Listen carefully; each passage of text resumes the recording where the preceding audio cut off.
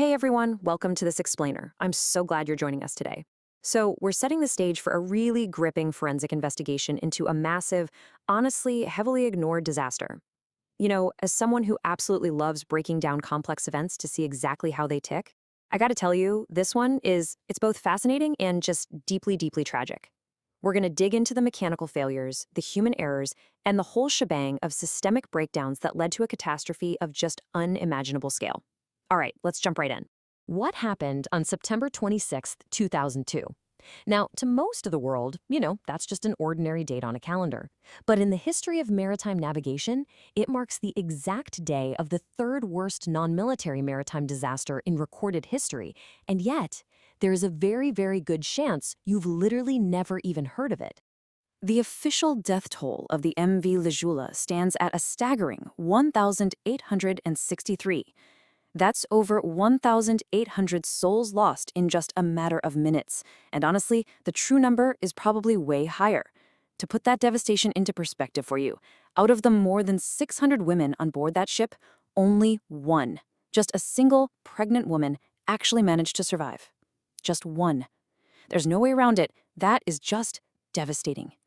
The sheer scale of this tragedy really hits home when we compare it to a disaster that's completely ingrained in our global memory, right? The Titanic. I mean, everybody knows the story of the Titanic. But the Joola? With over 1,863 lives lost, it was actually deadlier than the Titanic. Yet, it kind of just remains this ghost ship in our global consciousness, which forces us to ask, why is global memory so selective? How does a disaster of this magnitude just fade away? Well, to figure that out, we need to look at exactly how this happened. Section 1, Blueprint of a Disaster. So here is the ship itself, the MV Joola, docked at Ziguinchor. It was an 80-meter roll-on, roll-off ferry built over in Germany back in 1990. Now, while it was originally managed by a commercial firm, for the 6 years leading up to the sinking, it was actually being operated by the Senegalese Navy. And here's an absolutely critical detail to keep in mind. It had just been completely out of service for nearly a year, undergoing major mechanical repairs, which included completely replacing its port engine. On the actual day of the disaster, it had only been back in operation for about 2 weeks. You can see here the 18-hour voyage from the river port of Ziguinchor down in the Casamance region all the way up to the capital city of Dakar. Following that route, the ship sailed 17 miles offshore, straight into deep ocean waters. But here is the catch. The Joola had a shallow draft design. It was built to be river-friendly, meaning it was literally never meant for the rough, deep-sea conditions it was forced to navigate. But, the design is only one piece of the puzzle. Look at this massive discrepancy. The ship was rated for a maximum capacity of 580 passengers and crew. But on September 26th, there were at least 1,863 people crammed onto that boat.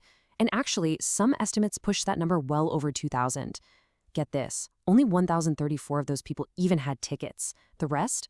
We're talking students heading to university in Dakar, folks just looking for a vital economic lifeline to the capital, and most tragically, children under 5, because they traveled for free. So all of these factors basically compound into a perfect storm of structural failures. When the ship left its island stop at Caribbean, witnesses actually noticed it already had a permanent 10-degree list to one side. Why? Well, the lower decks were incredibly hot, stuffy, and overcrowded, so hundreds of passengers just moved up to the upper decks to sleep. This pushed the ship's center of gravity dangerously high, making it totally top-heavy. Add to that the fact that the cargo and vehicles on the main deck weren't properly secured, and to top it all off, passengers down in those stifling lower decks had opened the portholes to let in some fresh air. I mean, it was literally a ticking time bomb. Section 2, the 5-minute capsize. Let's walk through this minute by minute. At 10 p.m., the crew broadcasts a radio check to the Maritime Security Center in Dakar. They report good travel conditions, no mention at all of the severe list or the insane overcrowding. But then, right around 11 p.m., a storm hits. Wind gusts up to 45 knots slam into the top-heavy vessel, causing it to heel over heavily to the port side. By 11:02 p.m., gravity just takes over. Those unsecured vehicles in the hold, they violently slide against the hull. The ship tilts even further, and the ocean starts pouring directly into those open lower deck portholes. And then, at 11:05 p.m., just 5 minutes after the storm hit, the MV Joola completely capsizes. Just 5 minutes. The agonizing reality of what happened next is honestly hard to fathom because it flipped so fast, the ship didn't sink straight to the bottom right away. Instead, it floated upside down, with its hull bobbing about 3 meters above the water. Literally hundreds of people were trapped alive inside air pockets in the inverted ship. But the ship's modern distress system, it failed completely. No radio message sent, no emergency flares fired. So as fishing boats unknowingly passed by in the distance, the people inside were trapped in total darkness, and their screams could be heard by the few survivors clinging to the hull for hours. Section 3. A catastrophic rescue response. Now we have to look at the stark, fetal disparity in how the rescue itself was handled. The immediate, desperate help, that came from local fishermen in small wooden canoes called pirogues. They were out there pulling survivors from the water long before anyone else even knew what had happened. In sharp contrast, the official naval rescue was a total catastrophic failure. Authorities in Dakar didn't even realize a disaster was taking place. Official rescue ships and aircrafts didn't show up until nearly 16 hours after the capsize. And the divers, get this, professional divers from Dakar literally took it upon themselves to travel 17 hours in open boats just to reach the wreck. By the time they finally got there, 30 hours had passed. The Maritime reports are grim. They stayed, quote, in the air pockets, they found a few who seemed to have a spark of life, but it was too late. The oxygen was just completely depleted. Not a single person trapped inside survived. Out of roughly 2,000 people on that ship, only 64 lived. Section 4. Echoes without accountability. So let's look at the facts of the investigation strictly from the source material. The government inquiry absolutely found negligence, but then the Dakar public prosecutor swiftly closed the criminal case. How? By declaring the ship's captain, who, remember, perished in the disaster, to be solely responsible. High-ranking military officials, like the Joint Chief of Staff and the heads of the Navy and Air Force, were dismissed and sanctioned with 60 days arrest for the incredibly slow rescue. But they faced zero actual criminal prosecution. Later on, French judges did issue international arrest warrants for 9 Senegalese officials, but those were eventually canceled by French courts, citing international sovereignty and immunity. And then there is this incredibly jarring fact detailed right in the reports.